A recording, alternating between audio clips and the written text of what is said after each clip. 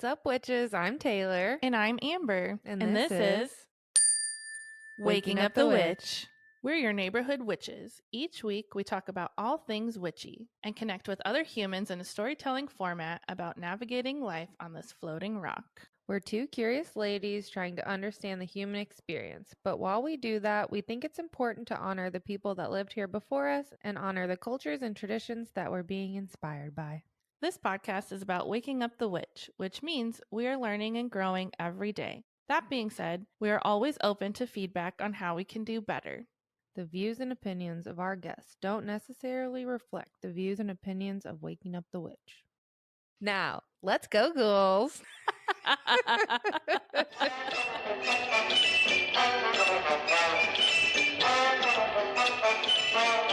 Hey, Amber. Hi, Taylor.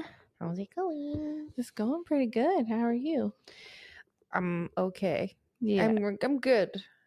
I don't know. That's a loaded question. I'm both. Can you be both? I'm both. You can be both. Let's talk about it. Your highs and your lows. Okay. What are they called? Your peaks and your valleys? Yeah.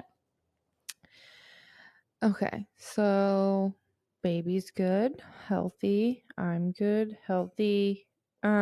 My childhood best friend from like first grade just visited. Very quick trip. Perfect amount of time, honestly. Like I didn't have to tote her around too much. We just got to like really hang out and it was perfect. So glad you had that time, and especially because your time was cut really short with her during your New Orleans trip. So I'm glad that you were able to get that. Yeah, it was great. She got engaged. What? Yay! Like in Congrats. Tahoe right before she came here. Aww. And like wanted to tell me in person. Aww. And she showed me at the airport. I started crying. And she's like, why are you crying? I'm just so happy. I'm like, you said yes, right? She's like, I don't know. I never imagined her getting married. So, aww, that's so great. Congrats. It was great. And then, okay, I'm just gonna be real about all of this. Should I just? We do the real on this podcast. Go into detail Let's about do it. Okay. So I found out some very, very, very fucked up information yesterday about the place where I was planning on giving birth to my child. It is like a birthing center outside of a hospital with midwives, and most of the people that I love around this area have had their babies there, and everybody's had really great experiences. And Kurt's friend that has 6 kids, most of her kids have been born there. Like, just so many people. One of my good friends was working there as like a midwife in training. So I have enjoyed all of my appointments there. I was very excited about the whole experience and giving birth there. So last year, a baby passed away while the mother was giving birth at that hospital. That happens, and it's really unfortunate and really sad, and I understand the family's grief, but babies die in hospitals too. It just happens. And it's not common. It's not common there. No. It hasn't happened in a very long time. Like, I don't know how many times it's happened, but it's not common practice. Yeah. And so the family wants revenge, and I believe they're suing the birth center and the owners or whatever.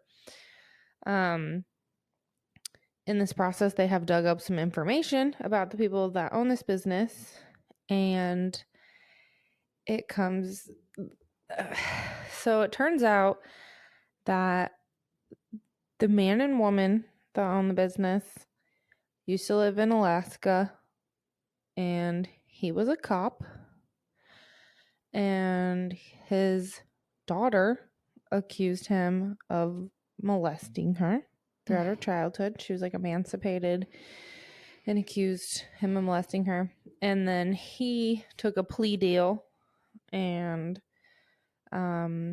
served who was supposed to serve 4 years. I think he served 2.5 or something like that. And I think that his other daughter since has come forward to say the same thing happened to her and his sisters. First of all, cops do not serve time. No. If they're not guilty. No. Like, it's so hard to get a yeah, cop prosecuted for yes. anything. Yeah. Like, so hard. Cops get off easy all the time. And so when I first saw the article, I was like, oh, that's not them. That's not their name. And come to find out, they have changed their name and moved down here and opened business. So are there like pictures out there available, you know, so that you're like, oh yeah, that's definitely them? Well, they have the same last name. And his middle name is what he goes by. Okay. So he just dropped the first name and is going by the middle name. And then I only found out that her name was different up there because in the comments under the article, they're saying something else. And the birth center has made a statement since. Yeah. So it's obvious that it's coming that's towards what them. That is. Yeah. And they're denying it, saying that their daughter was mentally ill and that she was just trying to ruin their family. So they're not denying their identity at all. They're just denying the accusations. Yeah. They're saying like he served time because of her, but she's mentally ill and lied about it to ruin our family. And people trust them because they've been there for them in their most vulnerable moments ever. And so some people aren't questioning it at all. Yeah. And well, I mean, it's hard to like, it's so sticky to see all of the evidence and know everything. But when there's multiple children and other family members coming forward with the same accusations, then it gets a little harder to deny. When psychiatrists and judges and detectives find the source credible, yeah, it's really hard to prove yourself as a victim in that case, too. Like, you are immediately looked at as someone who, you know, the other person is presumed innocent for the accusations that you're sending to them. So I'm obviously going to transfer care somewhere else, but I don't know where. And like, I don't want a hospital birth. Yeah. It's not what my plan was. I've enjoyed the care of midwives this far. It's felt very different from just a hospital. And a lot of people that you talk to, like, they don't tell you a whole lot about your pregnancy and your birth and your experience, you know? And yeah, I went with you last week and we were there for like an hour and a half. Like, that's not an experience that you get in a hospital. And I have friends that are like, well, just go to the hospital. You can refuse whatever you want. And I'm like, it's not about that easy either. It's also just not about that. It's not about me refusing certain scans or refusing certain medications. I want the full care. Yeah. You deserve the full care. And I don't feel safe there anymore. Yeah. And I'm not going to be able to give birth in a place that I don't feel safe. No. And I know that the midwife I was seeing is a great midwife. It's not, the accusations are not against her, but they're against her business partner. And I think she will go down with the ship, unfortunately. So I feel I'm not calling out names or anything. And I even feel guilty saying this, but the community deserves to know really what happened and what the truth is. And by the time this comes out, I'll have more answers on what's going on and what I'm doing with my care. And I'm also going through all of these emotions of like, you know, I cried a bunch last night because I'm like, there's all these unknowns. And then I'm also grieving for all of my good friends that have been violated. Yeah. Like, That's been a big like reason for you wanting to go there too, is because of how many people that you know who have birthed their babies into the world there, and how beautiful it is to, you know, be in the same place where so many special people have done that powerful thing too. Just like, I can't imagine a more vulnerable time in someone's life and a worse thing that you could be accused of. Yeah. And I don't give a fuck if you did your time. That's not a forgivable thing. I'm fine with a little crime. Like, I don't care. Some of my friends are felons. Like, do weird stuff. Fuck the government. I don't care. Don't molest children or your relatives. That's not forgivable. That's not forgivable. And they deal with people's babies. Yeah, exactly. And women's bodies. And the aftercare naked too. Bodies. Babies are going in there. And the aftercare. This man is the one making people's placenta capsules right now. Yeah. And that's so crazy. When I talked to her, she was like, he's just so good. He like won't touch the placenta if he's having a bad day. And like, you know, really sold him. And I'm like, oh, that sounds like a lovely man. He's not. And she's not. Either way you cut it, like, if she doesn't believe her daughter, I don't trust her. And if she does believe her daughter and she's backing her husband, I don't trust her even more. Yeah. And so I think that I have to talk to them tomorrow. I need to read over my paperwork because I've already paid $6,000.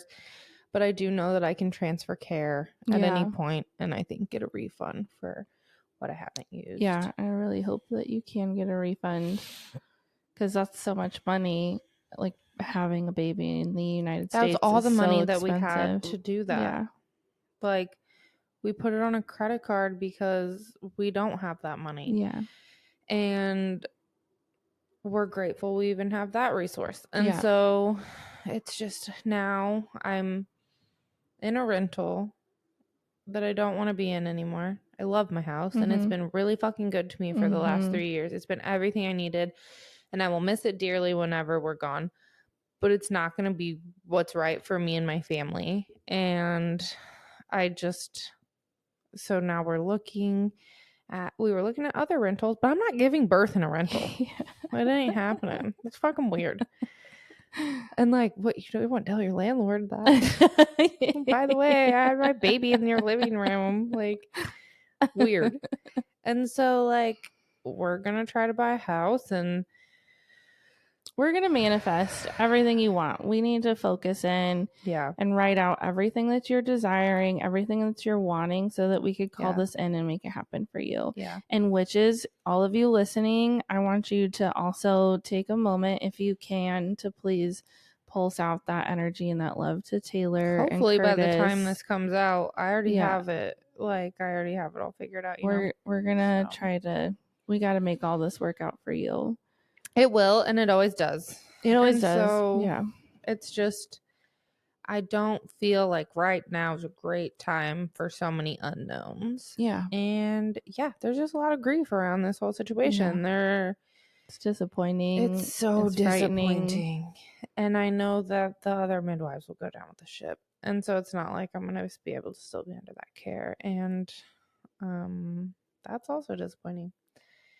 I don't know how you can have like one of the most sacred jobs in the world and be a monster. I'm so fucking sick of this narrative, like I said, and like later in the podcast, like, I don't know how to make it. I don't know how to make it stop. I don't know what's wrong with these fucking men. I don't know why this is common, and they're everywhere, and they're walking the streets. He's not a registered sex offender because he did time for like tampering with the witness. Yeah. It wasn't so even fucking stupid. The like assault charges. So like, you go type his name in and it's not even going to pop up. And he's done time. Just fucked up. Failed. So total fail on all parts. Yeah. And the time that he did for tampering with the witness was more time than he would have done for assaulting his child. Also fail. What the fuck is wrong with this country? Yep. So we have to protect our people. Yeah, and there's a way. I don't know.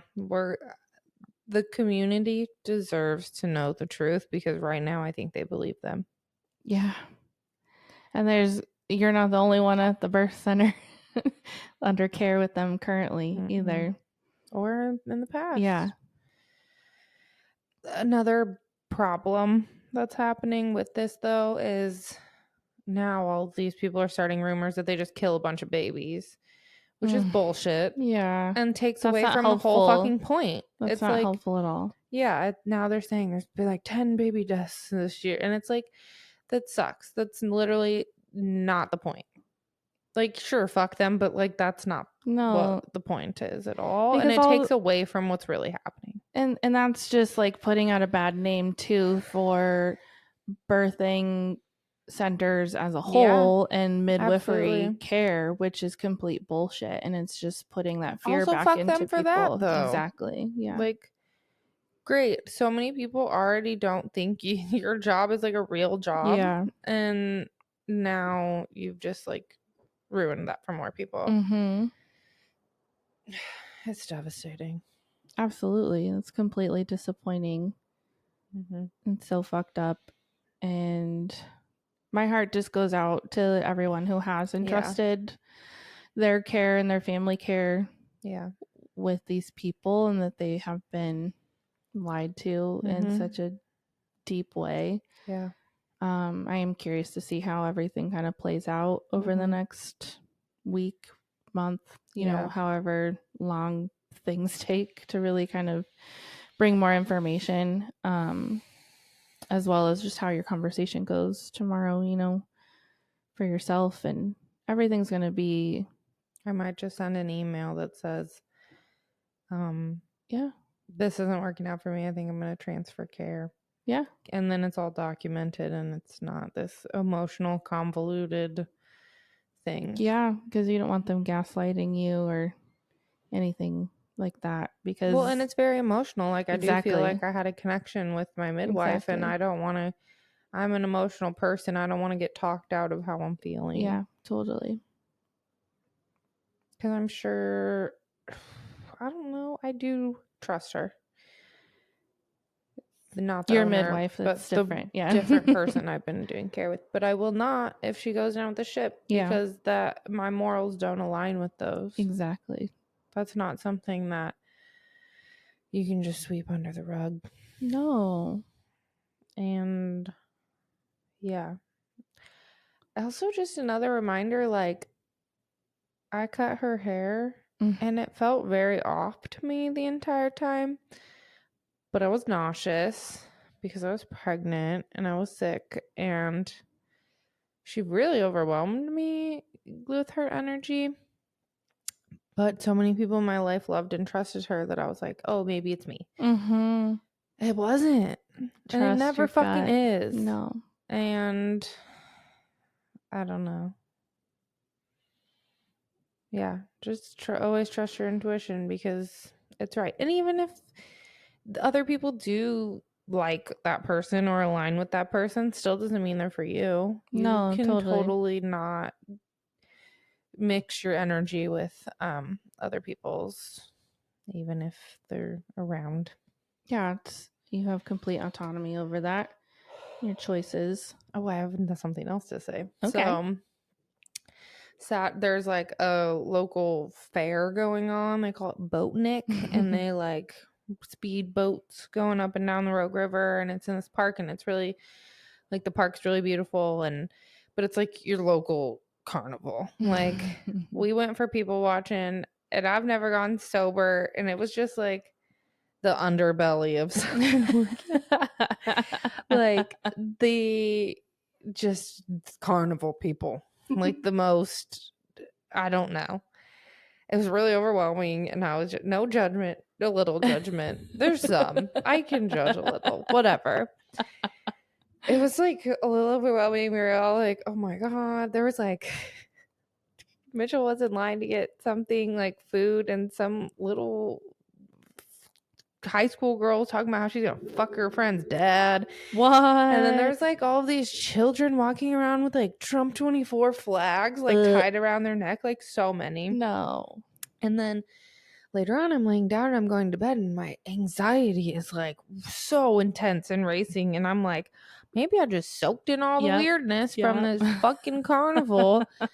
And I finally laid there and I was like, I do not claim any energy that is not mine. I take back my own energy. And then I was like, what's mine is mine. And what's yours is yours. And I just fell asleep. And I'm like, that's what it was. It was a fucking carnival. So much. It's so overwhelming and hard to be in spaces like that when you realize your sensitivity. Before. Yeah. Yeah. and not just bubble yourself, but like clear the energy before walking in your door, or you know, like sweep it away off your body, get rid of it before I even got in my fucking car. Exactly. Yeah. So that was wild, and I wanted to share it here. Well, I'm proud of you for like connecting to that and releasing it. It's like, wait a minute, seeing that instant relief. Yeah. How are you? I'm good. This last week was the busiest week that I've had in my business since like starting Moonbees. So even before I was a brick and mortar spot, but especially since I've been a brick and mortar spot. Amazing. I worked with 4 different clients this week, which is like a lot. So many people doing energy work for in a week straight, plus like having, you know, the shop open too. So it was like my like biggest profitable week that I've had. Amazing. Which is great, like as a business owner, of course, but then like just being able to hold space for so many different people. Like one of my clients, I had done a virtual session for her last year out of my house, and I met her through some other people through this community. And so I've worked with her a couple of times, and they were really powerful sessions for her. And this was the first time that I got to do in person for her. She lives mostly in Eugene, but moves around a lot, travels a lot. So that was really cool to be able to like have her in my space, and for her just to like see my journey too, and the growth. Like we're just cheering each other on in our healing and our growth. And that was so special. And she brought a friend, who also did a session with me yesterday too. Amazing. Yeah, it was like I had one complete stranger client at the beginning of the week who just found me through Google, and another client on Friday who was someone who just like happened upon my store one day, and I actually carry some of her like art in my store too, which is really great. Her name's Jubilee. And that was such a powerful session, like one of the most vulnerable anyone has ever been with me, which feels so good to like, all I could ask for and hope for is to be able to like create a safe space for people to really unleash themselves and their, you know, the depths of their souls and the things that need to be healed. And she did it. And I was just like, you are a powerhouse, and I'm so grateful and proud of you for like just letting your body do what it needs to do. It was incredible. So just a really, really beautiful week in that way, helping people. And I was really overwhelmed in the beginning of the week, like leading up to this, knowing how busy I was going to be and how much energy, you know, I would be giving and sharing with people. And I was really worried about how I was going to feel, because doing energy work, whether you're receiving it or getting it, you get knocked out no matter how well you protect yourself. Like you definitely need rest. Yeah, you really have to have a good self-care practice. And I did sleep a lot in the evenings, which is good. And I woke up every day like, okay, I could totally do this. And I've been on my period this whole week, which is crazy because usually I'm much more like, I gotta chill and do nothing. And I don't know if that's what energized me. It was just like, you know, I'm sure that and the sun being out, and like totally. All these lots little tiny things are just like giving you the strength to power just through. Building that muscle too. I think like having more consistency in doing client work. It just felt really good, really, really good to to be able to do that. And I did have self-care in there, actually. I did receive Reiki from somebody on Wednesday who I'm working with. Her name's Maria, and she lives in London. So we are doing trades together. She's also a Reiki master teacher, and that has just been so powerful. And I'm really grateful to be able to do like trade work in that way, and also receive Reiki from somebody who I trust to like be in my energy. So that was really healing. And then I had a body code session on Friday too. So I did have like my own receiving moments, and maybe that was also part of helping me feel alive and energized. But amazing. I was in like leading up to today, I was like, I'm going to be so tired and not be able to have words. Like, you know how sometimes I get like that. My words just don't come to my brain. And I don't feel that way today. No. I feel so good. So yeah, it's been a really good week. Tomorrow, Mark and I have off together, and I've just been really trying to think of like, I want to have like a Mark appreciation day. I've been trying to think of like what I could do for him, you know, something to make him just like feel extra loved and special and appreciated, because he's supported me and my dreams, and like supported me, worked so hard so that like we could afford to be able to like build this dream together. And I mean, just so many things. Like he loves me so fucking much, and I love him so much, and I'm just so grateful for him in my life. And you know, like it gets really hard and stressful for him at work sometimes, and this past week's been especially hard and stressful. And so I just like want him to feel loved, like coming at him in some way, if it's just from his wife, like at least you know, he can get that. So yesterday, while waiting for my clients, I went downstairs to the other Easy, and Stephanie, the owner, was there, along with Miranda, who's I think she's the manager there. No, I was down there. I should have told you. Yesterday? Yeah. Oh, I fucking friend stalked you on your phone. Oh. Because you did tell me you were going to go to Over Easy for breakfast when everyone woke up. And so I was like, I wonder if she's still there, when I was finally leaving the house and you were like on Riverside. Like, I think you just left. I forgot about that. Yeah, I thought share you were your busy. locations with your friends. It's nice.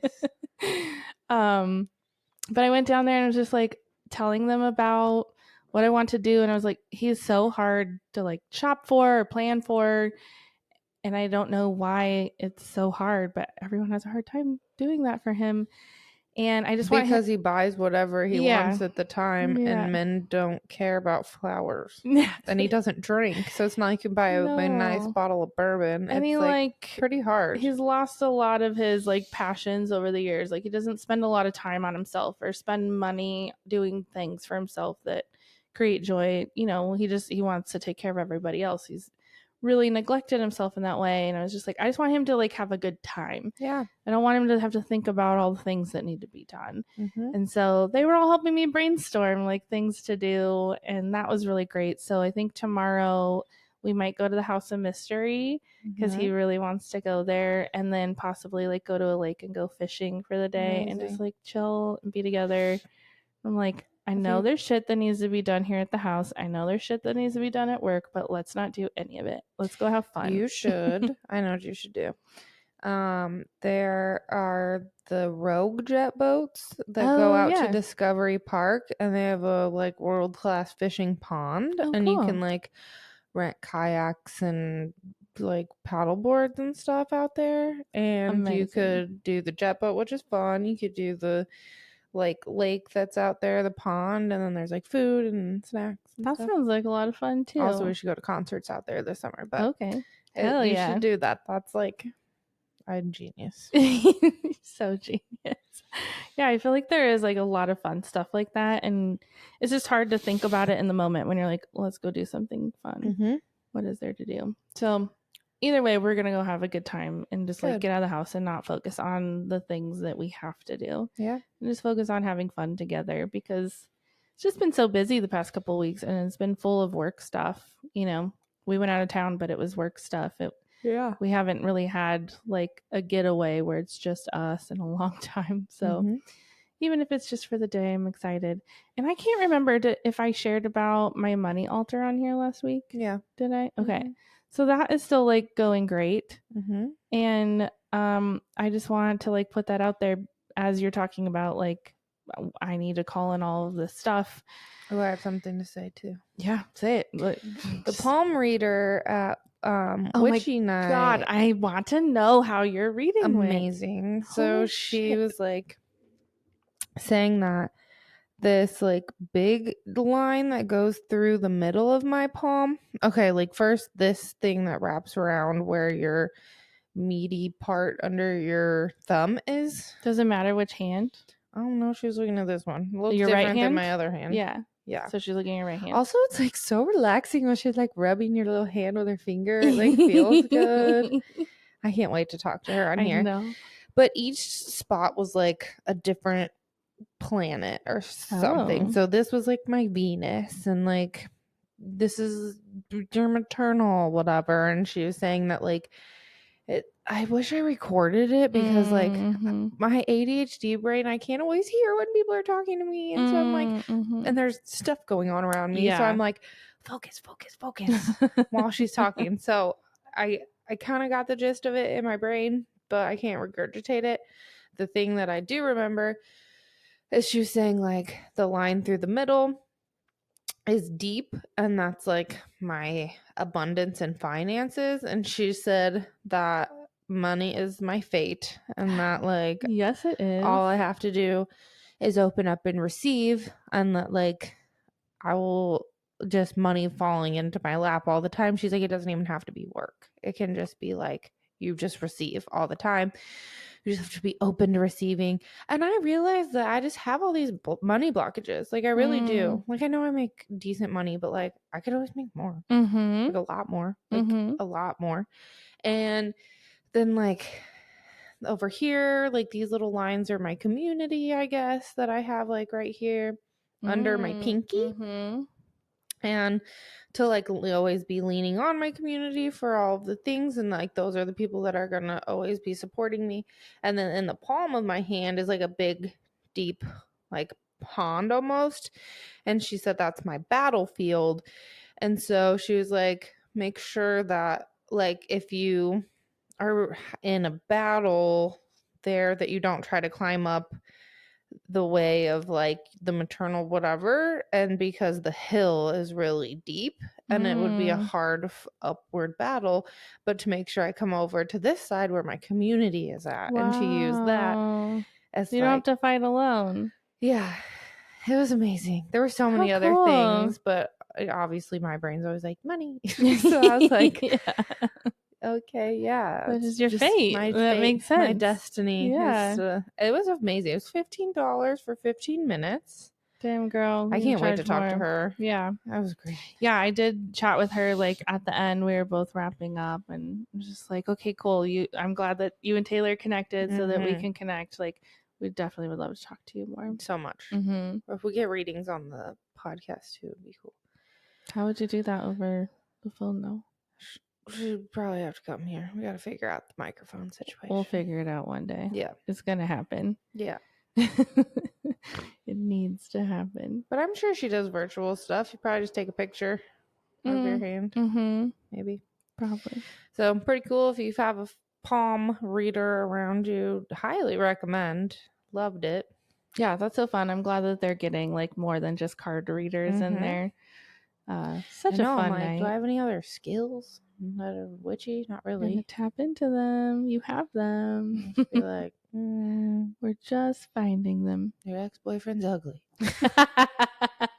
I'm feeling that your mom's a bitch. Just kidding. So funny.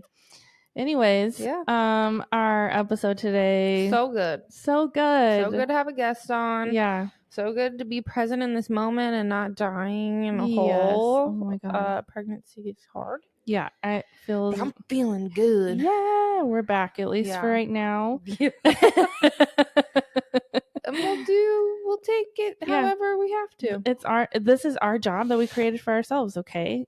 I have had people being like, when are you coming back? Yeah, So yeah. People are ready. That's nice. And we've been ready too. We're Yeah. excited and it's going to be great. So I'm just excited that we got to like chat with someone. We have a couple guests on the books ahead of us too. So just getting back in a good flow right now. I'm very excited. And our guest today, her name's Kalea. She has a podcast called Kalea's Corner, and she grew up very evangelical Christian. And so, yeah, just more on that deconstruction and stepping into your power and owning who you are and loving who you are, like full of self-care. Unapologetically. Yeah, I love it so much. And just it makes me so proud to like hear about people's growth and like to see them owning who they are so much. So impressed. Totally. It feels so good. So we hope that you enjoy our episode with Kalea today. Enjoy.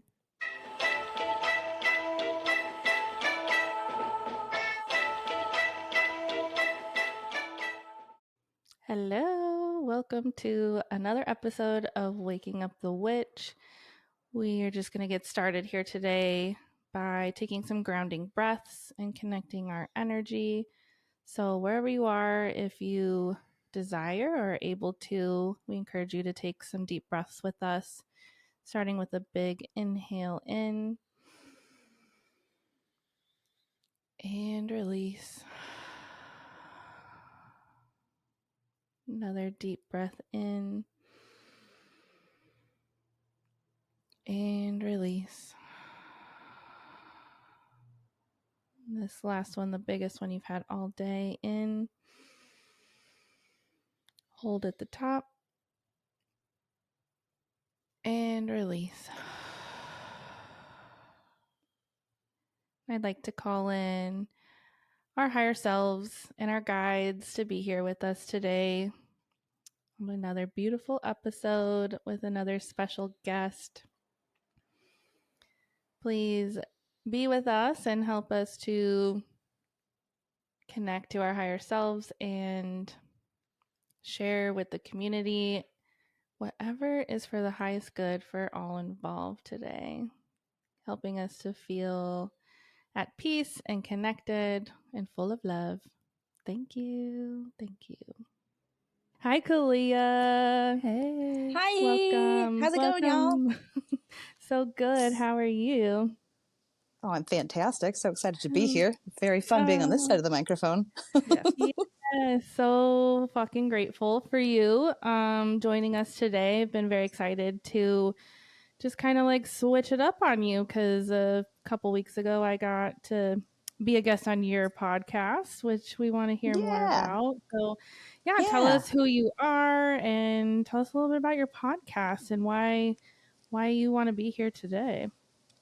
Yeah, so I have a podcast called Kalea's Corner. So my friend Hannah and I just actually wrapped the first season, which ended up, I had sort of different plans going into it, but what it ended up being was a 6-month therapy session for her and I as we basically did a book club style reading and review of this deeply toxic book from our youth called I Kissed Dating Goodbye by Joshua Harris. Which was written by a 21-year-old Christian white man who grew up in Southern California and had lots of big thoughts to say. Yeah, right? Hundo P. And this was a book that became like the dating Bible for young women specifically in like the mid-2000s. A manifesto. Pretty much. This guy was like so far bonker. I mean, the adults that must have encouraged him around him and just... I'm irritated by all of it. How old is this book? It was written, I want to say early 2000s, 2001 maybe, or maybe late 90s. But yeah, so as we were winding that down after having to smoke every time we recorded and just really work through a lot of our frustrations with the messaging that the Christian evangelical church gives to young women specifically, with just, being told that showing your shoulders or your clavicle or your ankles or being in any way a sexual human being, you're going to cause other people to sin. So if a young man looks at you with lust in his heart, sweetie, you shouldn't have been popping that ankle like that. Like, this one's on you. Ugh. And now you're causing him to stumble. I have a question about that. Your fault. Is that like, is there a certain age where you have to start covering up, or is it from like birth? It's pretty much, I would say, for women. The messaging is the whole time. And by the time you're 8 or 9, it's really like, keep your bits covered, because puberty. God forbid the young men know that you have shoulders. Good God. Yeah, that's if they're not the fucking problem in the first place. Their shoulders? And there's another fucking verse in the Bible. No, that's true. But the verse in the Bible that says, if your eye causes you to sin, pluck your eye out. So I'm like, why don't y'all go stab your fucking eyeballs out and let me live my life? Why is it our fault? I have heard sense. that. Yep. But yeah, so as we let's do it. If you follow the Bible. So after unpacking lots of our youth together and just shredding this young dude to absolute pieces, we were just kind of thinking about what we wanted to do for a second season. And we wanted to do something rather than just, let's read this man for filth with all of the stupid things he said and really unpack all that. I'm a pretty curious person, and I love learning new things and exploring new things and meeting new people. And she and I both have been on, as we were deconstructing our youth in the church, we realized that we both have a lot of interest in a lot of things witchy. We both have gotten our first tarot decks in the last year or so. She's really into herbalism and that kind of plant magic. I think I love charging my crystals and under the moonlight now. And we realized that I was like, I really want to know about witchcraft and paganism and this sort of different kind of, feels like earth magic to me. I'm like, and I can't just go out and catch a witch and sit her down and make her tell me everything. And then I was like, but wait, yes, I can. I have a podcast. So we're going to, Amber. I just had this vision though, real quick, of like a witch on her broom flying through the sky, and you have like a fishing pole and you're like sending it out, trying to catch her from the sky. You're like, don't be afraid, witch. I just have many questions, then I will release you. Tell me everything you know. Tell me your secrets. So yeah, Amber was our first interview that we'll be releasing in July, which was such a fun conversation, and I just had such a ball with you.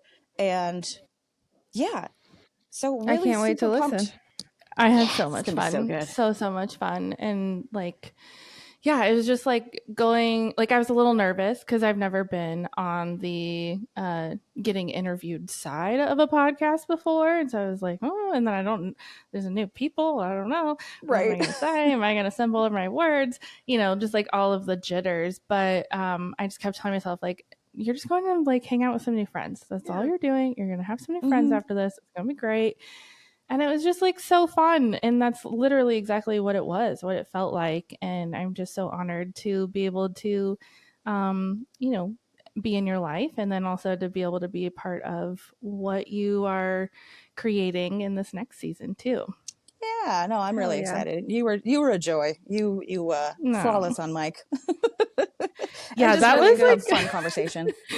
That is like so new for me, by the way. I just always feel like I get like tongue tied and trip over my words, and we all judge ourselves about things, and that's one thing I always judge myself about. The first time Taylor and I sat down to like start recording stuff, she's like, "Your voice is like butter." Super much. Yeah, your guys' flow on your podcast, I have to give mad props, because it can be a challenging thing to sort of match energies and stylistic things, and also just give each other the space to talk. So I want to give you both many props. Thank you. Thank you. It's just being friends and learning. It's super great. Yeah, lots of learning. Oh yeah. So yes.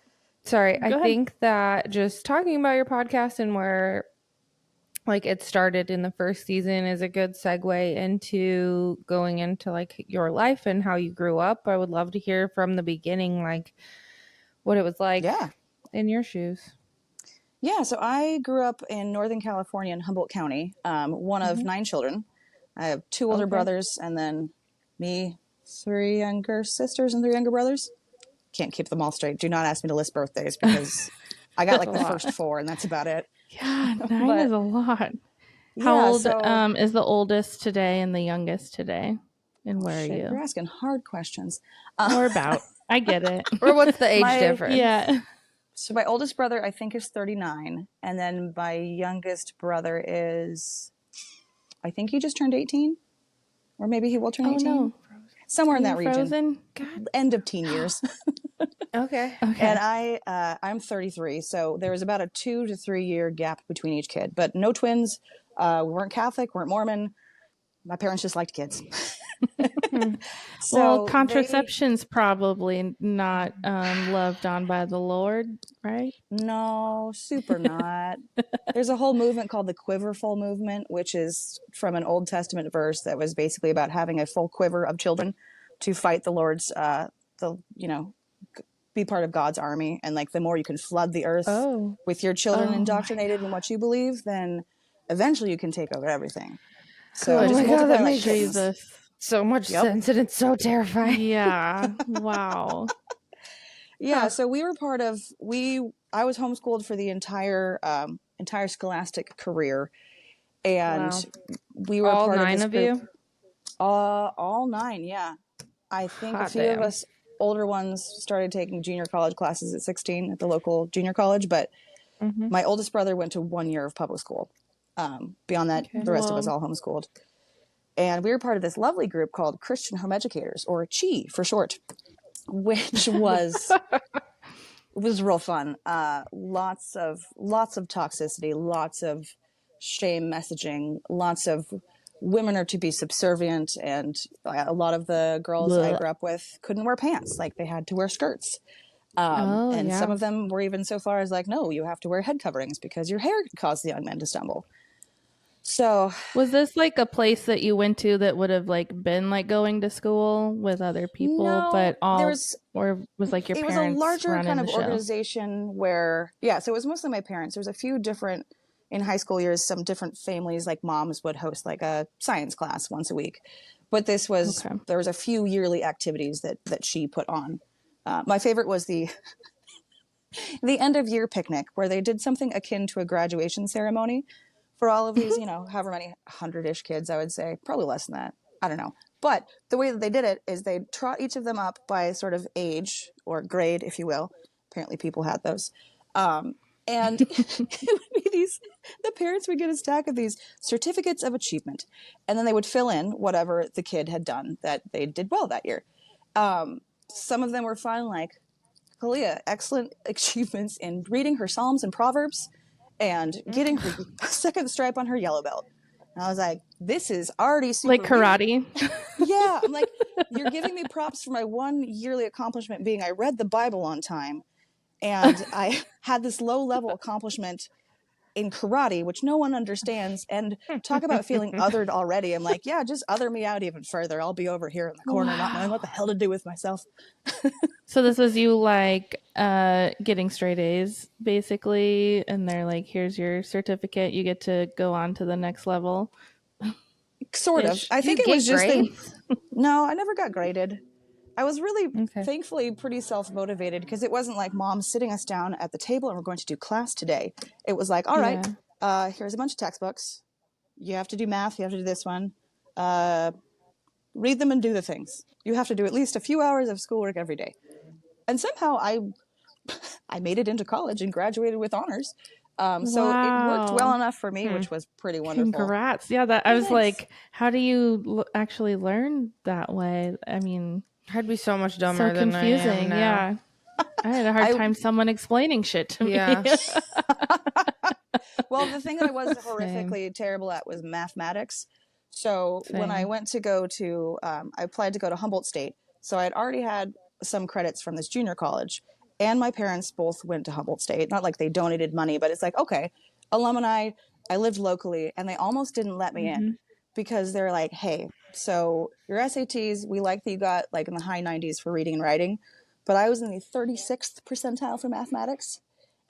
So like, if you want to come to our school, you have to take this remedial math class 5 days a week for 2 semesters, and then we'll let you in. I was like, okay, I hate this. So it did not set me up well for mathematics whatsoever, but the rest of it was pretty good. Yeah, Math that's is hard. so Math hard is to hard. do on your own. I had one homeschooled math class for different reasons. I was naughty and I got kicked out of school, but I never passed it. Never. And every time I failed it, my mom had to pay another $300, and she finally was like, "You just don't pass math. I don't know what to tell you. Bye." Yeah. Like, I don't have $300 more. Sorry, kids. I guess you're just gonna be dumb at math. Yeah, and I was like, you have Facebook memories, and on like every year pops up like 15 years ago. I'm like, can I pay someone to do my math? Obviously, nobody did it. So I feel you, right? Same. Mm-hmm. Yeah. Dang. So homeschooling, and you were basically being graded on how well you read the Bible, and that's how you graduated high school. Yeah, sort of. In a way. Yeah. Well, I ended up. So we got kicked out of this group when I was 14. The reason being, the whole family. Yeah, the whole family. Because I had the audacity to realize, if I can basically homeschool through a charter school, all that means is a teacher comes out once a month to just look over the things I'm doing, and I can get sweet government funding, and which I used for things like sheet music. I bought a bunch of fabric and started sewing like elven costumes. So, and the only involvement was this teacher coming out once a month. Most of her other students were from either tough situations or had issues with learning in a group setting. And I was just like, I don't know, I'm homeschooled, motivated, pretty good at most things, and I try hard. But because of that government involvement in my schooling, the deacons and elders of the Chi organization decided, like, sorry guys, like, we can't have you in our club because you're not real homeschoolers. And I remember being so sad and livid and thinking, how dare you? I wrote a 2-page letter referencing many Bible verses to the elders and deacons explaining why I did not think that we should be booted for this. And I was like, why would you inflict suffering on the parents for the sins of the child? And my sweet mother let me write the letter and said that she would send it for me, and thankfully did not, which I think was a good choice. But so then when I did graduate, it was in this charter school group, so probably 25-ish people. I got to be in charge of things like music, which because the teacher was like, you're just delightful and you're motivated, and why don't you pick the songs? You can be valedictorian. So I picked some fucking weird music because I was an odd kid without a lot of friends who was homeschooled. So, and I did a performance of this song called I Will Be Like Mother Mary from an obscure Jason Robert Brown musical.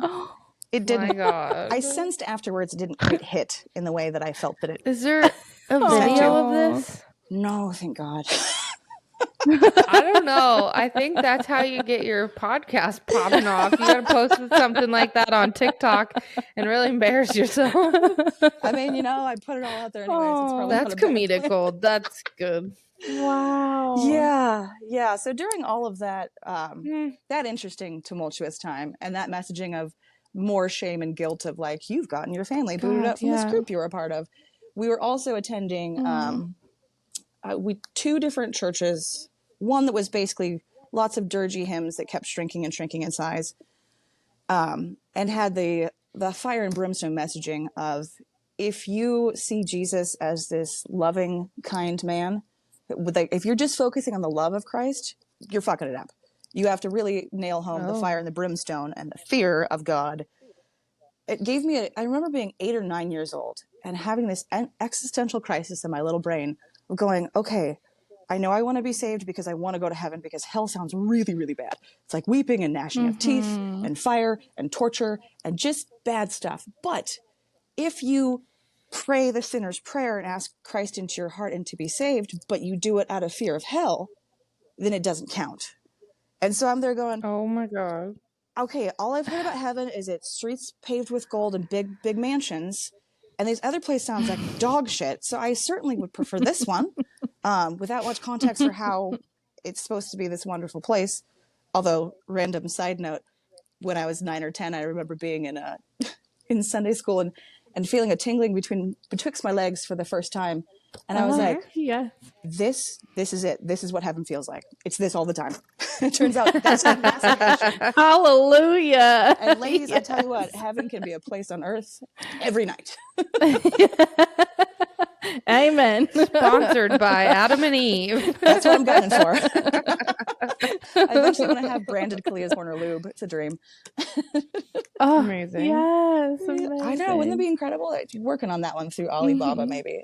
But it'd be, anyways. There you go. Just a side note. So then my family went to a Calvary Chapel church when I was probably 10 or 11, switched to that one.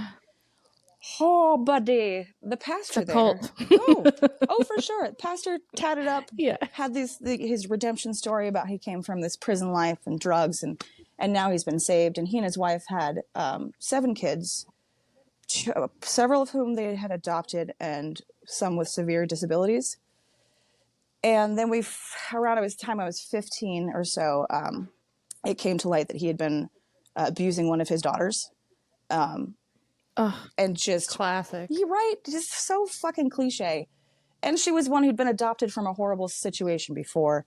So that was kind of the point for me that was like, I'm not really a big fan of this church thing. And no one seemed to see any of the signs of this man being a monster. None of it felt right anymore. All of this messaging of, if you, first of all, don't question, because that's mocking God, or you just shouldn't. If you have questions, you can go to your pastor, because the pastor is there to shepherd the church and to be essentially the voice of God. And then finding out that, like, the idea of this pastor being essentially this, not God on earth figurehead, but this important position of power who had answers and who, you could go to with things. And this guy was just a monster, and everyone trusted him. And then it was all shattered and broken. And I'm real sick of that fucking narrative. Real sick of it. Hot fuck. Yeah. I take you what? Yep. And it's been interesting. I'm 33 now. I just kind of didn't go to church when I was like tail end of high school. I would go here and there. And then right after high school, I got... Is there a reason why? Were you just not feeling like you needed to go and you were connected to God either way, or were you feeling disconnected? I mean, it was feeling disconnected, I think, the older I got. By the time I was 18, I was like, I'm going to have to work at the coffee shop on Sunday mornings rather than just go to church with my family. Do you think that priest, or whatever you said he was called, pastor, do you think that was like a turning point for you, where you were like, I don't know, I don't trust some of this? Yes and no. I feel like that was a turning point, but then I think back to being 17 and riding the bus to go to college of the Redwoods with my tiny little Gideon's Bible, just sitting there reading it, praying that someone would come up and talk to me so that I could share the word of Christ with them.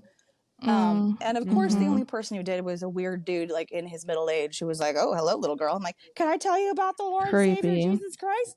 I would really like to witness to you. I've been told we're supposed to win you over for God." So creepy. Yeah. And then I got engaged briefly to my karate teacher's son, realized that was a terrible idea, and shortly afterwards got with the person who I ended up being with for 12 years. So I have another question. You're engaged, probably haven't kissed or really touched or anything boob before? touches, feeling really, really guilty when they were boob touches, and like, this feels too good, we can't do this. No kissing? No, we did some making out. It felt dirty and fun. Okay. But never the full-blown sex. It's just like, this is obviously... And that was your like first kiss and stuff? Yeah, I mean, it was a really sweet first kiss, despite how everything turned out in the end. But yeah, and then my first sexual experience was horrific. You might... I think that's most classic. Yeah. It was involved 3 other people and a lot of alcohol that I didn't know how to handle. And these things happen. But yeah, so I immediately went to being with someone who was a pretty full-blown narcissist. So I spent a lot of years putting a lot of my energy and soul and everything into this person. Yeah, because I just wanted him to be happy, because if he was happy, then maybe you're there to serve him. Exactly. The whole messaging was like, the scaffolding was set up for this man to just lock right in. And it took until 2.5 years ago over a bunch of different little things. And then finally I was like, you know what? I am done. I packed up my house in the middle of the day after he went to work. I moved into my friend's house in Ashland, and I spoke to him one time when he came back from work, realized I was gone and freaked out. I went back and I said, I'm done. I don't ever want to speak to you again. I hope you get help. And he was like, but I'm in therapy. I'm like, I hope you continue that, but we're done. And then I have never spoken to him again. Was able to get through a whole ass divorce without any communique. Like that. So you did get married. That's amazing. Sure did. Yeah. And big old, okay. Someone who is so toxic where you can't bring yourself to even write an email to after it's done. Yeah. I got you. Yeah. So the last 2.5 years of my life has been the first time I felt like an actual person, like a person with my own autonomy who could be given the space and the freedom to figure out what I might like, what I'm about. With my partner now, Chris, who I'm getting married to in a few days, we were talking about, we have this dream of, we want to buy a little mountain. And there's this beautiful spot in Portland called Mount Tabor. And it's just the most magical place, especially at night. There's really cool, like, Gothic lighting, and there's a pond, and sometimes there's a piano up at the top that someone will be playing. And so we want to build this, basically our own Mount Tabor in the Rogue Valley. And as we were talking about this, I was like, this is the first time in my life where I have had a goal or a plan for something big that I have wanted. That's been my agenda that I'm fully on board with, and not just trying to support someone else or, live in this way that I've been fed to believe is how you are supposed to. So it's been the last few years have been really powerful in just self-actualization and figuring out who I am and the things that I'm about and the things that I like and don't like. And it turns out I really like me a lot. Like, Kalea's a good gal, real empathetic, creative and funny. And it's weird to say those words, especially on a podcast, because there's that Christian 16-year-old me going like, well, you can't be prideful. Like, you need to simmer down right now. You do know you're exposing your clavicle. We love pride over here. Show us your tits. Yeah. I want to put stickers in them. Just kidding. With consent. Yeah. With consent. Flash if you want to. If you feel okay. I want to. No, I just love like hearing that, and like in love being a space where you feel comfortable, saying that out loud to yourself, and giving other people permission to do the same, because we need more of that. Like, no wonder why the world is so fucked up, because we're taught to hate ourselves, and just serve and like run ourselves into the ground and not really discover who we are. And I'm so grateful that you were finally able to be on the path of self-discovery and really like taking advantage of getting to know who you are and discovering what you like, because a lot of people too will just kind of fall back into the same routine. Like, okay, we got out of this toxic relationship. Well, now what? And what do I do? And you get another relationship where you're just in the same situation. And instead, like, you're being supported in your next relationship where they also want to hear about what Kalea wants and what Kalea likes. Great. I never thought it was possible. And like that you get to dream together and like literally build something amazing together, or lots of something. So many things. And yeah. That light you up, that make you excited. Yeah. We have so many plans now.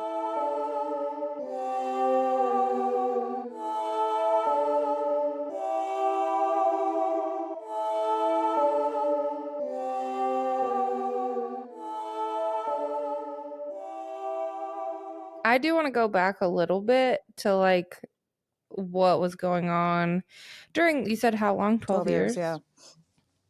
Yeah, just during all of that, like, you did get married. It was probably in a church. And actually then in a winery, oddly enough. Did you? Which okay. Was, And like, where did the deconstruction start? Were you both very religious? Like, what did all that look like over that 12 years? So really religion, he wasn't terribly religious ever. And I kind of wasn't either. So we didn't really go to church together or anything like that. Yeah, for me, honestly, the deconstruction started last September when Hannah and I started recording together, because I did not realize how much there was left still to unpack. And there was a whole freaking trunk full of things. I'm like, oh, right, well, let's pull it out, shake it out, look at it, work through it, fold it up, put it in this pile over here. So it really, because most of the 12 years when I was with this person, I was working between 50 to 70, sometimes 80 hours a week. So working all the time Wow. with someone who was not great at money management and had high-end taste. And the fun thing about narcissists is you just convince yourself, like, if I just buy you this thing, if we just get you this custom paddleboard, like, then I can finally be happy. Like, then if you're happy, then I can be happy and life can be peaceful. And, you know, it's going to work this time. This is going to be, we'll drive 12 hours to LA for you to purchase this ridiculous item you don't need and then turn around and drive back. So yeah, for him, he was never terribly religious, and I was just kept myself very, very busy for a long time, which is weird to think about. Well, it's just how you were raised to be in relationships that just kind of like carried you through that in the way that you showed up in that relationship. Yeah, it's lovely to be to feel like your whole life's purpose is to serve and shore up another human being who really, especially fun if they don't treat you very nicely and they belittle you and make you feel dumb and small. And you don't think you're dumb and small. You're pretty sure you're not, but there is this constant just deluge of like, yeah, I wish you weren't so stupid. You know, being mocked for, you know, I like to do leather work. So I've been doing leather work for like the last 7 years. And so making purses, earrings, belts, like I go through different phases with different things. And having him mock that at a show that I put on with a friend and basically offer to give it away to people. And I was like, what the hell? Like, I think this is something very cool. God. And now I feel real dumb and real stupid. And I have a degree in music. I have a degree in vocal performance. And remember, he used to say, like, yeah, you know, I could, whenever I decide to do a country music singing career, like, I'm definitely going to be way better than you. I'm like, what the fuck? Wow. Okay, cool. Okay. Fuck you. Why do you even stay with somebody, like, not you, but him? It's like, if you don't fucking like me, why are you with me? I dated a very crazy person for a long time. And there were so many times that I'm like, if you want to change me so bad, why are you with me? Because you got with me because you liked who I was. And he's like, oh, yeah, you're, like, different. And I'm like, but you're trying to make me not. Yeah. And, like, I don't even know what you fucking like about me and why you want to do this. If you think I'm so stupid and dumb and talentless and all those other things, like, move on. Like, fuck. Do us both a favor. Please, for the love of Christ. Bye. So how did you meet your now partner? And were you living in Humboldt with this person? So, and then you moved to Ashland to get away from them? So we lived in Humboldt together for a year, and then we moved up to the Rogue Valley together right after that. So I met Chris through the guys who owned the pet store I worked at for a million years. We're having some work done on their house. The guy was doing a tiling job, and Chris ended up taking over that job. And I was in a very single phase, and I was a borderline predator. I was very honest about my intentions to sleep with many people, but I had a number of 50 that I wanted to get to, and I made that number. And you know, yeah, baby, not gonna be anything but proud of it. I was wondering, not just saying. I was wondering, like, well, does she just went from this one man, and then now she's getting married again, so she's only had sex with like 2 people? Oh, sweetie, no. Good job. I am very pro ho, so I feel like anybody that wants to get to know themselves should safely hoe. Yeah, we're very sex positive around here. I had a great year of hoeing. I got on every app, and I treated it like a social experiment. And hell yeah, any person I'd met, I'd be like, here's what I'm looking for, here's what I'm interested in, which is literally just you tonight. And and oftentimes I'd just be like, all right, let me try this trick out and see how this person responds to it. I'm like, that worked well or that didn't. And I often just like, they would come and I would just be like, okay, bye. So not the kindest way to treat people. I wouldn't do that again because I'm getting married now. I'm very happily monogamous with Chris, to be very clear.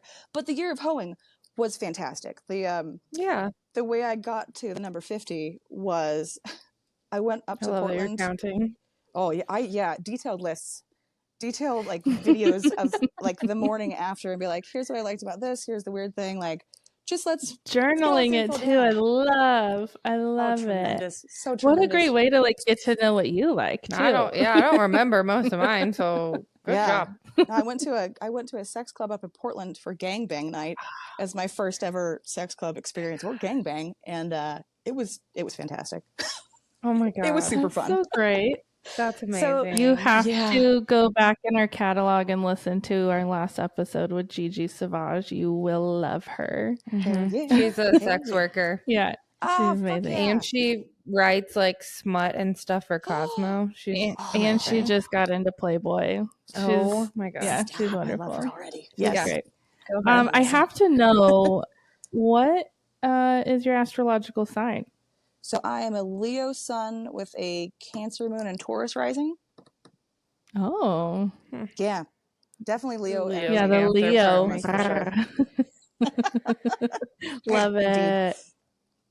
But yeah, so after this was like a good year of lots of taking back power, of lots of exploring my own sexuality, figuring out what I liked, Amazing. what I didn't like. Really, just I was like, I need to take back power for me, and this is how I want to do it. And a lot of people did not quite understand. I'm like, that's okay. It's not your journey, but I'm really proud of what I'm doing right now, and I don't need your opinion. Thanks. Yeah, Oh, I have So- chills. so good. So it was like after a year of that, it had kind of staled a bit. There had been a person or two I'd seen more than once, and there was some slut shaming stuff that felt real gross, and it just wasn't quite so much fun after a year of trying to find people, especially in this area. So I was gonna say the only thing about that is like the valley's not that big. I think I tapped into the farthest reaches of people I didn't know that was safe to do without it bleeding into the inner circles, if you know what I mean. Good. Yeah. So I was just like, I don't know what life's going to hold, but I know the marriage and partnership thing was really awful. I really don't want to do that ever again. So I'll probably meet someone at some point, but not really banking on it, counting on it. And then Chris and Terry said, hey, there's this super hot guy working on our floor. You should come meet him. I was like, yes, thank you. A fresh one. Perfect. And I met him and I was like, oh, you're wonderful. And you're fun to talk to. And it was after just a few dates, I was like, I kind of don't want to fuck anyone else now. What's going on? Am I okay? And just really fell in love with him really quickly because he has a really dark past, like a lot of just bad abuse from childhood through the whole ways, a similar relationship to mine, but split up between two women. And he had just taken the previous 2 years before that just to be a single person, to sit with himself and to heal, and to not try to really just like work through a lot of this stuff. And so we really met each other at this very perfect time. And he thinks I'm so funny, and he thinks I'm pretty and smart. And the best thing is I always wanted someone, like when I was with my ex, I'm a silly person. I like to make silly sounds. I want to have pet raccoons ethically. But I'm a constant like making noises and doing sort of odd, quirky things, which I've always liked about me, which no one else really ever celebrated. And now with Chris, not only does he celebrate it, he does it too. And I think it's just the most joyful thing. Like we're so obsessed. Such a cute little weirdos together. It's my favorite. And we both have been through lots of therapy. And so, when we'll have these, it's like all of the trauma, you can try to work through as much as possible and really try to be conscious of the things and cognizant of how you're interacting. And if it's something that's a response, I talk about it like a toolbox. Like in the past relationship, I had to have this whole different set of tools. It was lots of defensiveness. It was lots of trying to stand my ground in front of someone who didn't seem like they respect me or even liked me. And realizing now with someone who I know is never trying to hurt me intentionally, never being intentionally unkind, and having to be like, okay, I don't have to have like both spears up ready to get, stab or be stabbed. And it's been really wonderful. Finding someone who has similar damage and who is right there with me to work through it and to unpack why this thing might set you off in this way, and do it from a place of love and curiosity and with a lot of gentleness with each other. Because sometimes it's like, oh, I don't understand why you got so damn reactive about this one thing I said, because I didn't mean anything more than like, whatever the thing was. I can't think of a good example. And he's like, but for me, this is shadow memories of how this person treated me and how that was ugly and awful and I hated it. So it's been, we met in February, the day before Valentine's Day. And I knew he was the one for me because within like a week, he had me tied up and blindfolded on the bed. I'm like, yep, this is, yep, fucking fantastic. First person I've ever went to a sex store with, and like we bought fun sex toys and then got a hotel room. I was Oh, like, so fun. yep. And then I decided that I wanted to propose to him because this is like in August, I think. So real wicked quick. But I'm like, this man is tremendous. He checks all of the boxes for all these different things I never even knew were possible in a partner or in a man, or to be someone who was just so rich with so many wonderful qualities. I'm like, I gotta lock this shit down. And I felt like we were both on the same page of the seriousness of it, and we talked about things like not wanting to have kids, and had sort of unpacked all of these different, like, the big questions. And I was like, I want to do this thing. I want to do this ultimate romantic gesture for this man. So I took him to the coast. I had the rings shoved in my bra. So I was like, all right, get a Gold Beach Inn, get a hotel room, like right on the ocean. I'm going to set up this cheese board. We're going to go walk down to the beach. And then I'm going to hide this ring in these. I got these little pot de cremes, super delicious, like pudding things. And so I hid it in the pudding. Good. And so he was just surprised and excited about the cheese board. And I was like, look, there's pudding. He's like, cool, keeps eating cheese. I'm like, open the fucking pudding, please. This has been 2 hours of me fucking not knowing what to do with myself as I amp myself up to ask this big question. Eat the pudding. So he said yes, thankfully. So that was led me to believe I made the right choice. And yeah, we're getting married in 5 days now. Yay. Wow. That's so happy. I love being married. It's so fun. And like, I don't know, if you've been with somebody for a while, you feel like things don't change, but I think they do. And I mean, you've already been married, but it wasn't good, so it doesn't matter. It's like, I don't know. It feels, I think we should change, like, within our marriage. I just feel like fiercely protective and wildly just like, it's me and you against the world, and nobody else matters, and like, I will fucking kill somebody for you. Yeah, and I love that.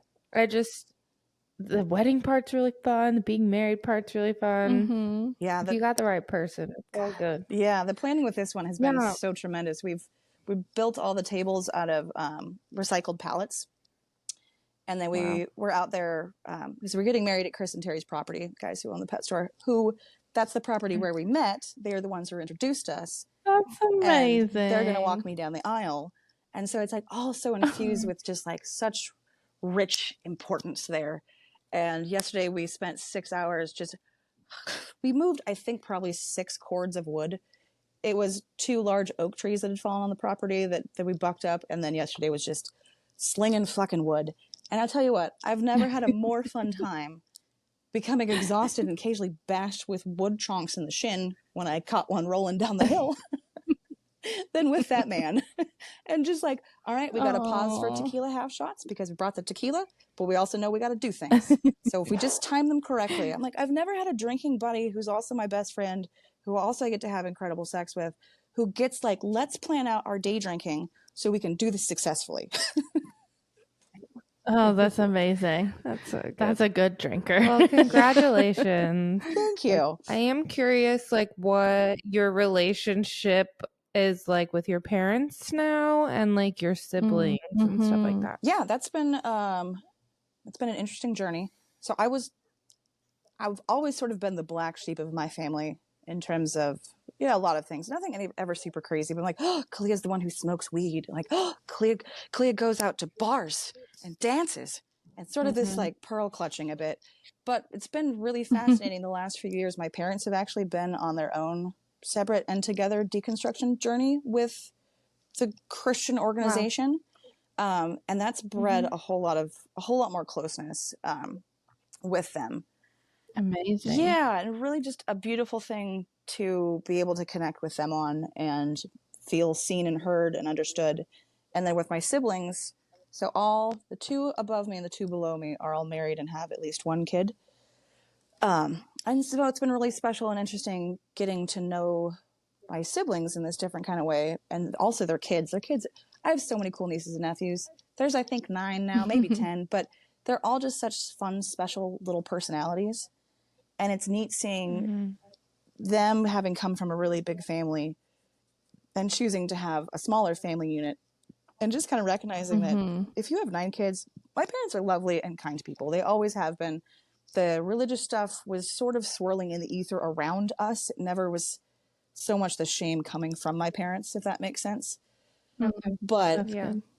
yeah, just getting to know all of them as we're all more established adults, and we all seem to like each other pretty well and enjoy spending time together. We're all, kind of a fucky bunch, but the years do wonders to sort of soften the things that separated us. That's good. I hope that just continues, like, as you all grow older and Yeah. build your own little families, whatever that looks like for you. I'm gonna have plants and dogs and be a cool Auntie Kalea. I'm like, I will be there for your child's first weed experience and probably alcohol, and be the one they can call if they're in a fight with you, because I think there's a really special place for aunties and uncles in this unique little pocket of kids' lives. Totally. Whether you just adopt them as whatever, or if by blood or not, I think that's a relationship I've always felt was really important, and one that I'm like, yeah, I want to step into that. I never want kids of my own, please God, no, but having that influence is super fun.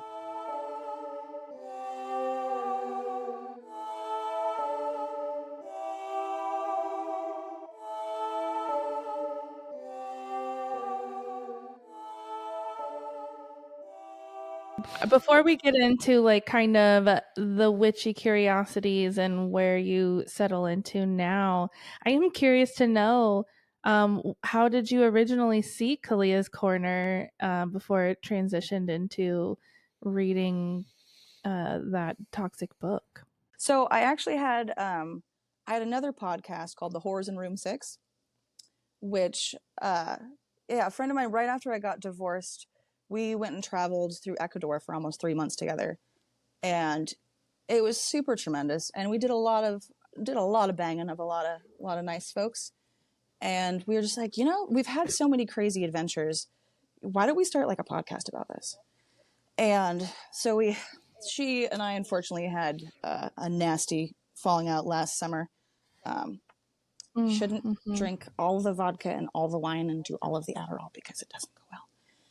But after that, that podcast fizzled out. And then I was like, I really liked doing that. And the thing that I liked about it is what we did was basically just conversations with interesting people. Like we had on this guy who was one of the first original male strippers at the first strip club in the United States, which is in Lake Geneva, Wisconsin. Wow.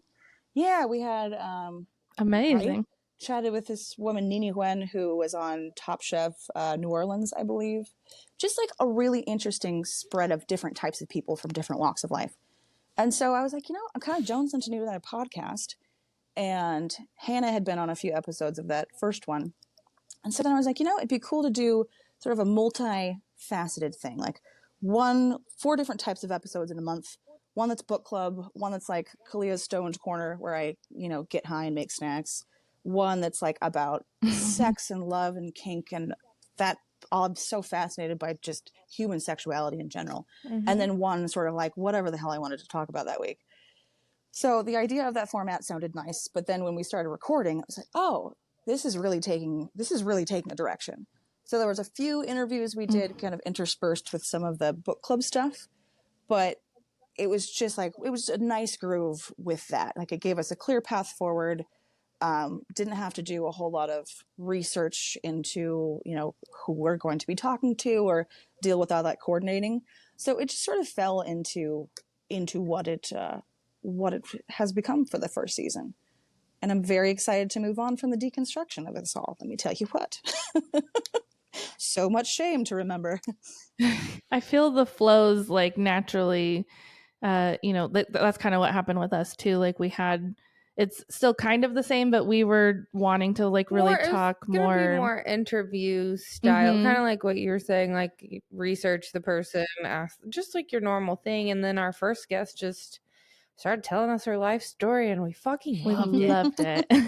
That's tremendous. It was so good, and like it just made so much sense, and it doesn't really get as awkward and like having to pause and like ask questions. It just like flows, and gives some people something to relate to. Yeah. And like so many of our guests, like we see ourselves in, or our listeners see themselves in, and it's just been like so beautiful. Yeah, I feel like it's been much more meaningful and soul evolving for us and the like anyone listening or even people on the show, because then we just get to like hang out and really like deep dive and get to know people. Like I feel like we don't really get to have that so much anymore because of the social media and the way the world works these days. Like it's like we miss out on like really like we just get to become like quickie best friends like in this hour and a half together, you know, like very intimate. And yeah, so it's neat how like a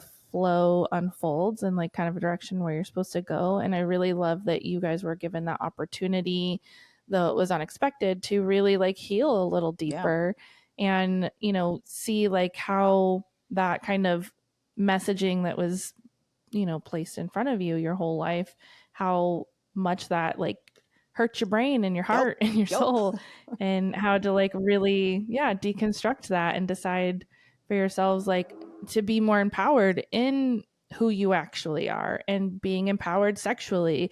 And you know, like I'm sure that was just so healing and liberating for you in a way that you weren't even expecting. So that's fucking cool. And now you get to like go down and explore things that do light you up and make you happy and, you know, kind of give you more life meaning now. So I am curious, like just kind of, you know, since you've been a little bit more witchy curious, like do you have any sort of practices, or what are things that you've really fallen in love with? What does like witchiness look like for you in these first stages and in today Kalea world? I just got scalp goosebumps because I get so excited talking about this stuff. Oh, yay. That's a big yes. We call that hard nipple chills on this podcast. Co-opting that for my or full body nipple chills. Yes. Full body nipple chills. My nipples are always hard now that I'm pregnant. So. See, the shit they don't tell you about pregnancy. Constantly. I keep getting butthole cramps. And I just like didn't expect that. And no one tells you. And it's like up the hole. You just get a little cramp. Only on one side sometimes. Single-sided anus cramps. It's all Somebody's gonna write in and be like, "You have a medical condition." you need to seek help. Yeah, that's actually called this. Anyway, sorry. You know, I'm happy to not have a cramp in butthole. Back I'm to sorry. your witchy. Back to witch stuff.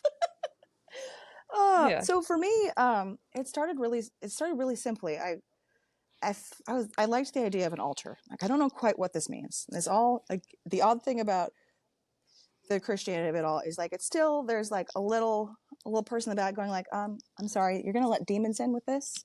I don't care that they're telling you this is fine, and I don't care that it feels good and like something you want to explore. This is how the demons get in. So I was like, no, thank you. I'm gonna choose to not believe you because you've not proven well for me for most of my life. So I have a little altar with just. It's got some crystals that I got from my friend Carolisa. It's got little nature bits from any time. Like I love being outdoors, and so different rocks. Like there's some rocks from Ecuador on there. There's some little acorns, and it's got a little incense stand in the middle. And so I like to in the morning I'll light incense and basically speak what I want from my day or how I want to be for other people. Basically, just like whatever the things I need to accomplish that day. Like this is what I want this day to be like. And then at night, I'll do the same thing and I'll light the incense and basically just have some sort of gratitude for the day. I've made several bottles of moon water, which is very exciting, that I have arranged on the altar as well. There's a lot of really happy, mostly thriving houseplants that I'm just dazzled by. I've never been able to keep things alive before. And I'm like, you guys are doing so good. Like golden pothos, you look amazing. You're like 12 feet long now. I don't even know how you got this big, but I'm very impressed. Just tremendous. And then little things like baby manifesting of like I had little tea light candles, and I'll carve. I've done it a few times. Like carve in the thing that I want, and then I'll light it, and then I'll let it burn out. And I did this. It was so funny, and it still felt so cool. Chris had gotten his key stuck in the ignition of his truck, and he couldn't get it out. I went and tried, couldn't get it out. It's like, oh my God, full panic. And I was like, you know what? gonna light a candle about this.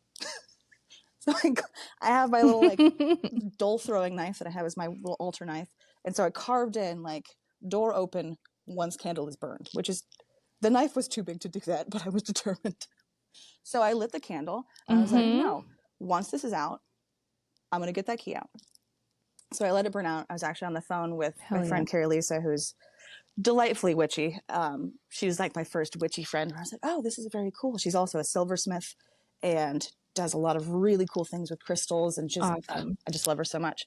But I was on the phone with her and I was like, hey, so here's what I did, and this candle's burnt out, and I'm gonna go try this with you on the phone right now. She's like, okay, do it. And I go out, I try it once, it doesn't work. I was like, nope, this is gonna work. And I fucking pulled the key out, you guys. I pulled the key out. Oh my God. Hell yeah. I was like, that's it, I'm a witch. Sweet. All right, cool. What else can I do? You are. Yes, you are. Whatever you That's want. fucking awesome. It was such just a sparkly reassurance from the universe. Yes, I love that so much. I love when shit like that just happens. You're like, yeah, I did that. So powerful. I fucking did that. And then I've started recently doing a lot more work with my tarot deck. That one is another funny one because all the messaging about tarot growing up was like, again, that's how the demons get in. Satan's going to sneak in the back door. Yep. And I like the devil. It's fine. Honestly, he seems like a better time than the other side.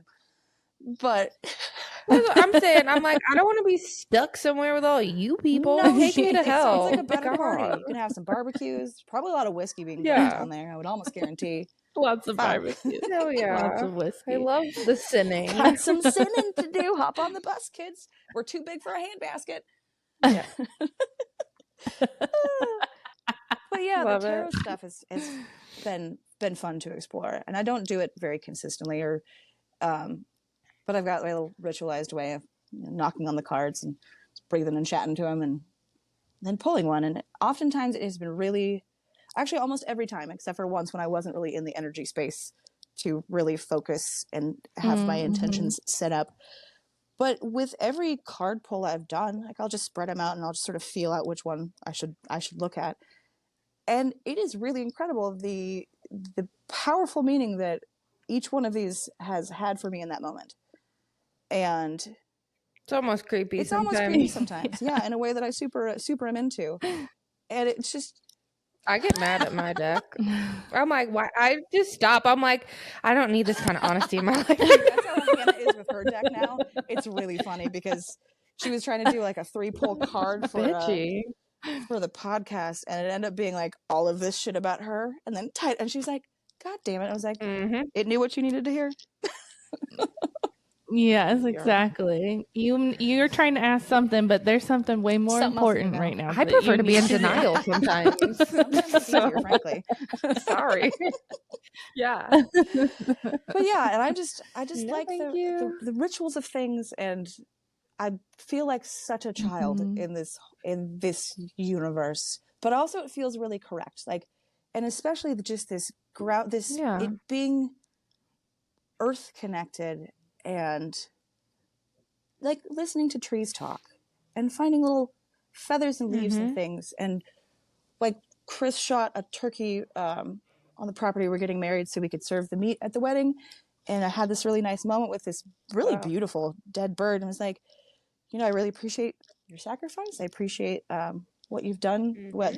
I'm sorry you had to die, but just know that you're going to be used in really special, fun ways. And I'm going to bleach your skull. And, I just thank you for these. Thank you for your service. Yeah. And then I was like, it's not much, but I pulled some hair out. It was like, I feel like I should give something back, just at least the gesture and the knowledge of, you shouldn't just take and not invest back in some small way. Yeah. So all of that stuff just feels so right. And I love that Chris is into it as well. And he comes from a line of witchy women, with some religious suppression tossed in there. But the way he talks about his grandma with her one tooth sitting on the porch with her lemonade, kind of an evil woman, but really like very earth witchy.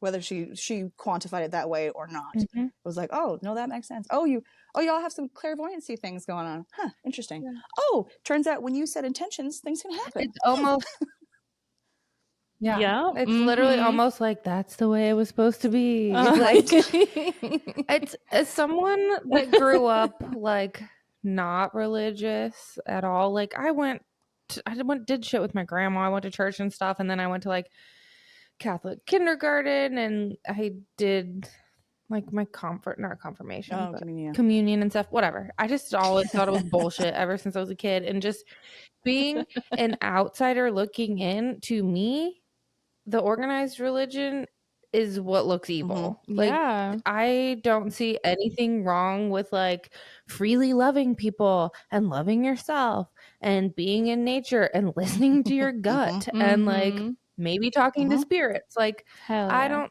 get it. Like, how is that wrong? But then like all of the shame, guilt, and like molesting children that goes on your side. It's all down to power and control. And and if you think about a lot of the like people that commit crimes and a lot of like men that do mass shootings or serial killing, it's like, oh, God told me to do this thing, and it's like scary as folks. A witch never told you to. So truth. Mad props on being yourself, because thank you. Hell yeah. I don't know if I would have been raised that way, if I would have been able to claw my way out the way a lot of people in my life have. Like, I think it takes a lot of strength and self-confidence and trusting yourself. Yeah, that's what. And I don't know if I could have done that. I mean, I think it's I didn't know that I could really have, impressive. Could have done it either. Is the funny thing. Like, I'm so appreciative of how the universe sort of came together. Because if I hadn't gotten divorced, I do not know what my life would be like right now. It certainly wouldn't be anything involving anything witchy, because that would have been mocked and suppressed and summarily tossed out, the back door. Yeah. But the interesting thing about a lot of the religious stuff is it really, really, really trains you to not trust your gut. If something doesn't feel right, shut up. Don't ask questions. Don't explore that. Don't believe what's going on. God, that blows and it's my crazy. mind. It's just like in the last year, I'm like, oh, that's what listening to your gut is.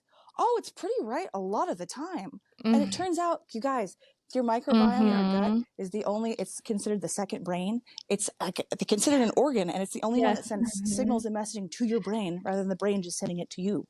I was like, I found this out a few years ago. Mind blown. Yep. Yeah, it all makes so much sense. So crazy. It's almost like they do it so that we are under control and like can't think for ourselves. Stop speaking this garbage nonsense that's leading us straight to hell. Actually, no, let's keep going. My tinfoil hat. So spot on. So we're getting closer to the end of our time together today. So there's some questions that we really love to ask our guests at the end of the episode, and then we're gonna pull a card, and I know the most perfect deck for us to pull from today. The sexiest deck alive. Okay. Yeah. I also felt like we should pull a tarot, because we talked Let's about also tarot. pull tarot. We'll pull two. Yeah. Okay. So one of our questions is, what is something that you do for self-care that you just can't live without, whether it's like daily or weekly? Like, how do you express care for yourself?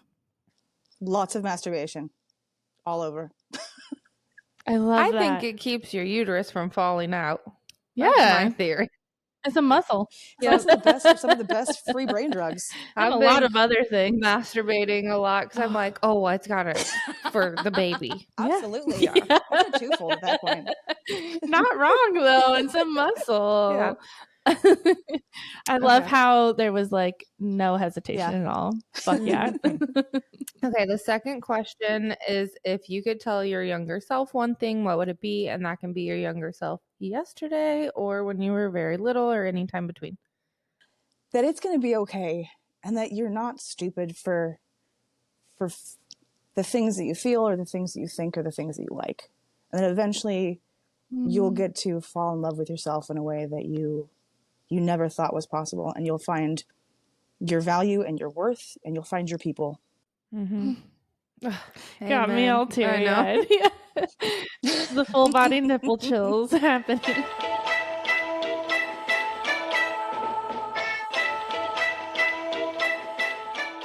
This deck, the sexiest deck alive, is created by Gigi Ooh. Savage, who I was mentioning, who had guested on our podcast.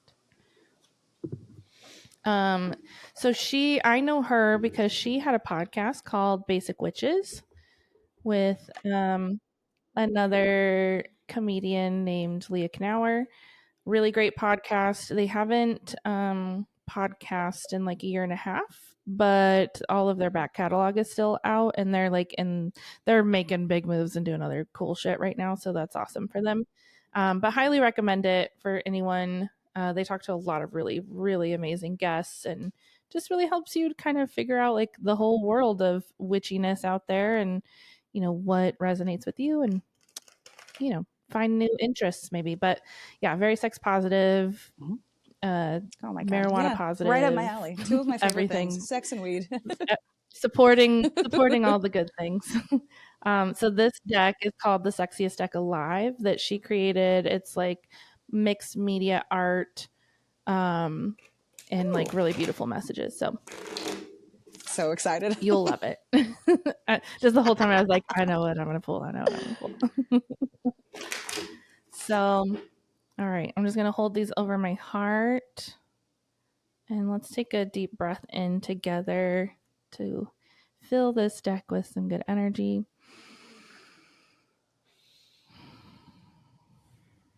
And I'm gonna wave my hand over this deck. Kalea, you told me when to stop. Ooh, I think you got this card a long time ago, maybe. It's the Phoenix card. There's this really, really beautiful, vivacious woman on the card, and there's lots of fire around her, and she just looks like goddess. And it says, the Phoenix energy is present. Walk into the flames with an open heart. It gets better. You've already felt the pain. The pain will never kill you. Walk into the flames, choose it, and fly. You have all the answers within you. You just have to ask the questions. Beautiful. Big feels. So good. I didn't expect to be this leaky on this podcast. I love it. That's really beautiful. So beautiful. What you got for us, Taylor? It just kind of says everything we talked about today. Of course it does. So, Queen of Wands reversed, Tower, Hierophant reversed. The how many numbers is that? 8 of Pentacles. What the fuck is this? Sorry, give me a sec.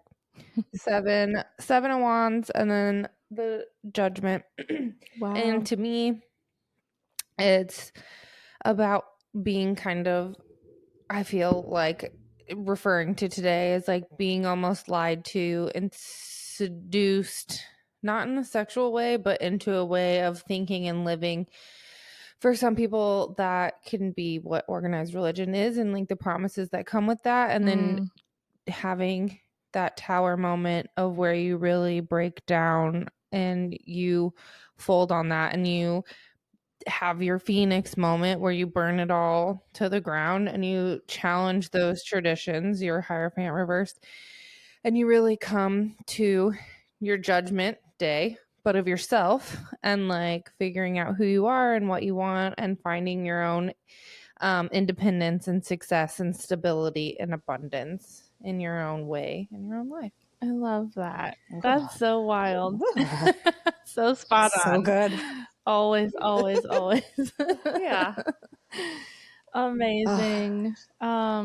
You should come to Witchy Night when we do it. It's the 4th Thursday of every month at Pascal Winery. And we'll be there pulling cards. They had a palm reader last time, I think a numerologist sometimes. There's a older woman that does like chakra cleansing. and it's just really, really fun and I will beautiful. be there. Yeah, That and sounds super tremendous. It's fun. soon they're gonna start incorporating like crafty things too, like making spell jars or just like more interactive things. So it's not just like getting readings done, and just it's just expanding and growing. And it's literally my most favorite night of the month, and it's the best winery in my opinion here in this side of the valley. Pascal does. Yeah. They slay it on that. Incredible. Yes. I'm like, wine and witches. This sounds like right up my alley. Yeah, I love them. They're so great. Well, if people would like to find you or find your podcast, how can people connect with you, Kalea? Yes, you can find me on Instagram at Kalea's Corner. It's Kalea, and then corner, like you spell corner. Corner. And we have a website. It's www.kaleascorner.com. If you want to listen to the podcast, we're on Amazon Music, iTunes, Spotify, all of the usual offenders. So give us a goog. If you want to email, you can email info@kaleascorner.com, because I am fancy and have a personal email address for the podcast that no one has ever sent anything to, but that's okay. No one's better. I wouldn't email either, but but yeah, Instagram is the best place to find the updated content. We're going to be starting, I think probably early to mid-July. We're taking a month break because big life changes and such. But then we're going to be getting into the season of the witch, and so you'll be able to find out info about that, and all sorts of fun. And Can't wait. Your Instagram is so fun and like active and funny. Yeah, I love it. Definitely go follow her. Hannah, that's all Hannah. She slays it. She's got the whole grid thing all organized. Yeah, it's tremendous. Beautiful. Very jealous. So good. Thank you. Well, thank you so much, Kalea, for being here with us today and being vulnerable and just sharing your life story and how it's impacted you. And I'm just so fucking proud of you and so grateful to know you. And congrats. Yes. Have the best wedding. Happy wedding day soon. It's gonna be great. I made my own black velvet corset, and I've got this long black velvet skirt with a slit going up to mid thigh, and then for the reception, it's this little shorty skirt with like dark green tulle underneath, and it's really flirty and ridiculous. And I'm so excited. Oh, I'm so excited for you. Can't wait. Yeah, and thank you so much. It's so fun to meet you, Taylor, over the internet. And definitely witchy night for sure. Yeah, we'll get together. You guys are great. You too. So great. Thank you. We have a backyard hang soon too. It's summertime. But hell yeah. So at the very end of our podcast, the way we sign off is by telling people self-care type items or things that they could do for themselves. And we just kind of go in a circle and take turns giving off one thing at a time. And we'll probably just do like 2 rounds if you want to play. We can both go first so you kind of know what's going on. I'll go first. Okay. Perfect. I'm into it. Cry. Yes. Masturbate. Yeah. Go buy some basil and eat fresh basil and tomatoes. Yes. Or buy a plant. Love. Love. Actually, I like to do tomatoes, mozzarella, and strawberries with the basil. Dirty, yes. So do that too. Ooh. With a little balsamic drizzle, maybe. Yep. Oh, jeez. Little sea salt, coarse sea salt in there. Oh, my God. We might be hungry. Okay. Okay, bye. Thank you. Bye. Thank you. Find us on TikTok and Instagram at Waking Up the Witch. Please email us your witchy stories, ghost stories, corrections, and advice questions to wakingupthewitch@gmail.com. Love you. Love you.